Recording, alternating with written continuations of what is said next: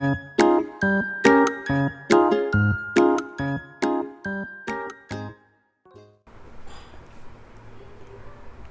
एक कहावत सुनी है ना, फेथ कैन मूव माउंटेन्स। विश्वास बड़े से बड़े पहाड़ को हिला के रख सकती है। क्या सच में ऐसा हो सकता है? हाँ जी, जरूर हो सकता है, पर उस लेवल का विश्वास भी होना चाहिए।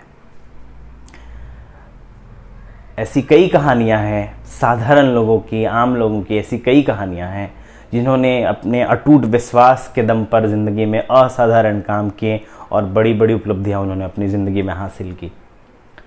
एक भारतीय ही कहानी ले लो, दशरथ राम मांझी, बिहार के गया जिला के रहने वाला वो बंदा। उनके नाम पे एक फिल्म भी बनी, मांझी द माउंटेन मैन। ये माउंटेन मैन उन्हें क्यों कहा गया भाई?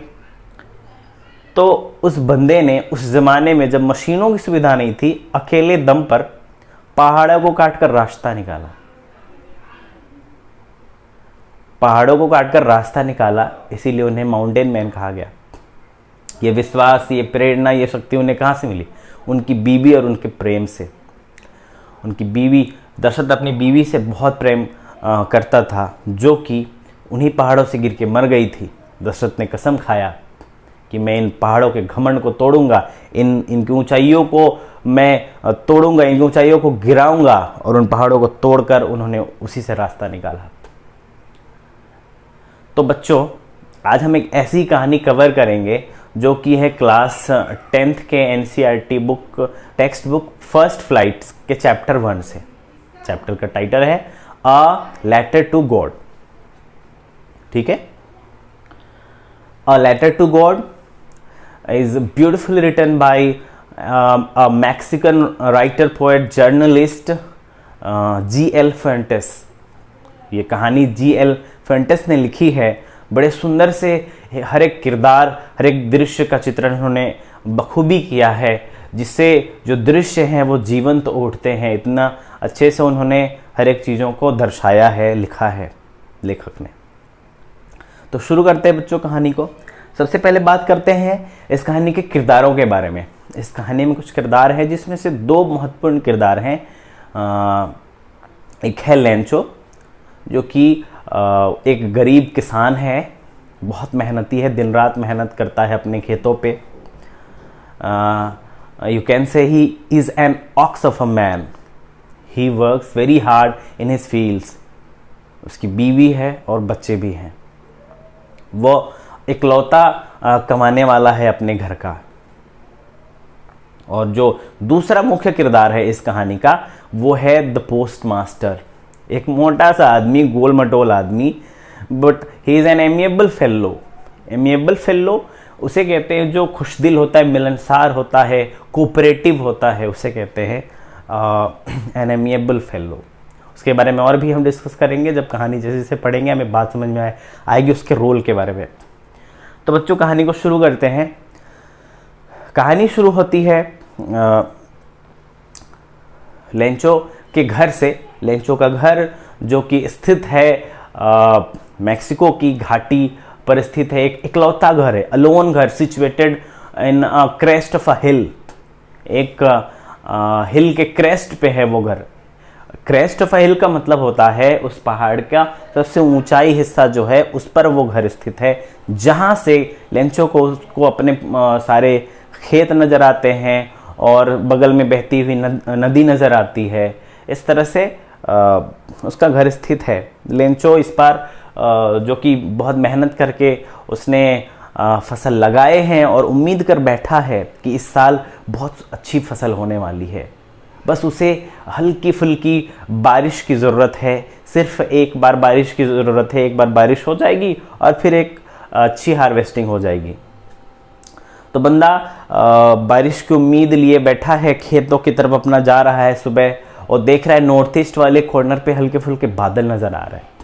वो अपनी बीवी से कहता है, जो कि खाना बना रही है, सपर वहाँ पे वर्ड यूज़ किया गया आपके बुक में, तो रात का खाना वो बना रही है। तो वो अपनी बीवी को इशारा करके कहता है, सुन रही हो, बारिश आज हो सकती है, आज होने वाली है, आज थोड़ी बहुत बारिश होगी। उसकी बीवी कहती है ज़रूर होगी, ईश्वर ने चाहा तो। सामने अगल बगल बच्चे खेल रहे हैं। लेंको बड़ा खुश है कि बारिश होने वाली है। धीरे धीरे समय बीतता है, बारिश शुरू भी हो जाती है, बारिश की बूंदें गिरनी शुरू हो जाती है। बारिश की बूंदें जिस अंदाज में गिरती है, लेंचो का मन मचल उठता है, बहुत खुश होता है। वो इतना खुश होता है कि बारिश के बूंदों को, छोटी छोटी बूंदों को 5 सेंट, बड़ी बड़ी बूंदों को 10 सेंट ऐसे नाम दे देता है। ऐसे इतना खुश होता है जैसे उसकी मुराद पूरी हो गई। पर ये खुशी ज़्यादा देर तक नहीं चली। ये बारिश की बूंदें, ये हल्की फुल्की फुहारे, ये अचानक हवाएं तेज चलनी शुरू हो गई और फिर बारिश घनघोर शुरू हो गई और उस बारिश के साथ पत्थरों की बारिश शुरू हो गई। लेंको को लगा ये क्या हो रहा है। उसको लगा ये जो समा है वो धीरे धीरे ढल जाएगा, तुरंत चला जाएगा, पर ऐसा हुआ नहीं। अफसोस 1 घंटे तक ये तबाही हुई। And unfortunately all his crops destroyed. उसके सारे फसल बर्बाद हो गए। हर तरफ ऐसा लग रहा है जैसे बर्फ की चादर बिछ गई हो। जहां तक आंखें देख पा रही थी बर्फ ही बर्फ नजर आ रही थी। उसके फसल बर्फ से ढक गए। वो उदास हताश खेतों पर आकर देखता है बारिश के थमने के बाद और कहता है, हे गॉड, ये तूने क्या किया?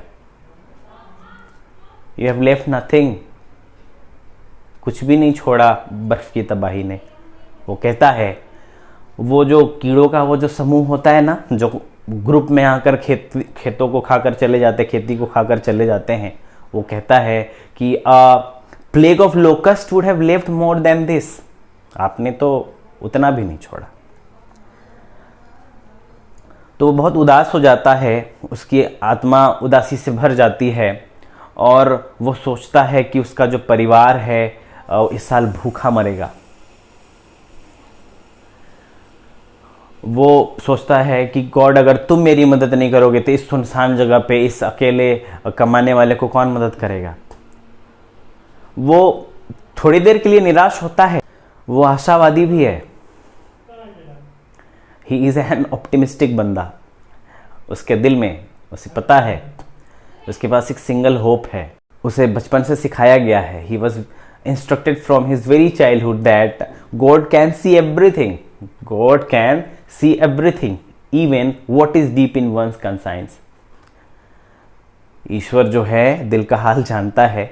ये तो सफेद चादर दिखाई दे रही है, तो उसे पता है इस मुसीबत में कोई हमारा मदद नहीं करेगा, लेकिन एक है जो मदद करेगा, वो है गॉड। तो वो तुरंत पेन कॉपी उठाता है, उसे पढ़ना लिखना आता है, पेन कॉपी उठाता है और पत्र लिखने का फैसला करता है। Decided to write a letter. वह पत्र लिखना शुरू करता है और उसमें से उस पत्र में वो 100 पेसोज मांगता है। 100 पेसोज क्या होता है बच्चों? पेसोज क्या होता है? पेसो जो है मैक्सिको की करेंसी है, मैक्सिकन करेंसी है, मुद्रा है वहां की। जैसे हमारे यहाँ रुपया चलता है ना, वहां ये पेसो चलते हैं। 1 peso is equal to 3.66 rupees. तो वो 100 पेसोज मांगता है ताकि वो फिर से अपने फसल को बो सके और फिर फसलों के उगने तक वो अपने परिवार का पालन पोषण कर सके। वो 100 पेसोज मांगता है और फिर वो पत्र को लिखता, इन्वेलप में डालता है और फिर जाकर पोस्ट ऑफिस में पोस्ट कर देता है। पत्र गिरती है पत्र पेटी में, पोस्टमैन उठाता है, हैरान रह जाता है। ऐसा पता कौन लिखता है भाई? ये मैं भगवान ईश्वर अल्लाह को कहाँ ढूंढूंगा? मंदिर में ढूंढूंगा कि मस्जिद में ढूंढूंगा? वो हैरान होकर अपने बॉस के पास जाता है, पोस्टमैन के पास। पोस्टमैन भी देखता है गॉड, लेटर टू गॉड। वो भी ठाके मार के हंसता है। मोटा सा आदमी है, बड़ा मोटा सा गोल मटोल आदमी है, बहुत जोर जोर से हंसता है। मैंने कहा था ना, he is an amiable fellow. बड़ा खुश मिजाज आदमी है पर कोऑपरेटिव भी है। वो हंसता जरूर है ठाके मार के, पर तुरंत वो सीरियस भी हो जाता है इस बात को सोचकर कि क्या बंदा है, व्हाट अ फेथ, क्या विश्वास है। एक बंदे ने ईश्वर को पत्र लिख डाला, वाह क्या बात है। वो सोचता है मैं इस बंदे के विश्वास को तोड़ूंगा नहीं। यहां पे बच्चों आप समझना, ईश्वर जो है ना, डायरेक्ट हमें अपने हाथों में चीजों को नहीं देते हैं, वो ना जरिया बनाते हैं। जैसे लोगों के माध्यम से, मतलब माध्यम, जरिया यानी कि माध्यम, वो हमें डायरेक्ट नहीं देते हैं, लोगों के माध्यम से देते हैं, हमारे इर्द गिर्द मौजूद चीज़ों के माध्यम से हमारी मदद करते हैं। वो जो हैं वो दिखते नहीं हैं, he is connected to us like wifi, हमारी ज़रूरत पूरी हो जाती है। तो वो बंदा सोचता है कि मैं इसकी मदद करूंगा, पर मदद के लिए जैसे ही वो खोलता है देखता है यहाँ सिर्फ पेन और कॉपी की ज़रूरत नहीं है, यहाँ तो फिर कुछ और है भाई, यहाँ पे उसे 100 पेसो चाहिए। तो फिर भी वो हिम्मत नहीं हारता है, वो अपने जो कलीग हैं ऑफिस के, जो एम्प्लॉयज़ हैं और अपने जो दोस्त हैं, सबसे वो पैसे मांगता है for an act of charity, लोगों से वो मांगता है। He also gives his part, वो भी अपनी सैलरी का हिस्सा देता है।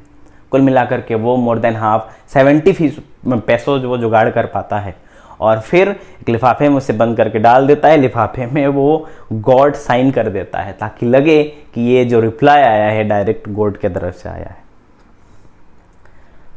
ऐसा होने के बाद जब लेंचो जो अपना पत्र है, वो रिप्लाई है, वो लेने आता है कि क्या उसके लिए कोई जवाब आया, जब उसे दिया जाता है तो ज़रा सा भी सरप्राइज नहीं होता है।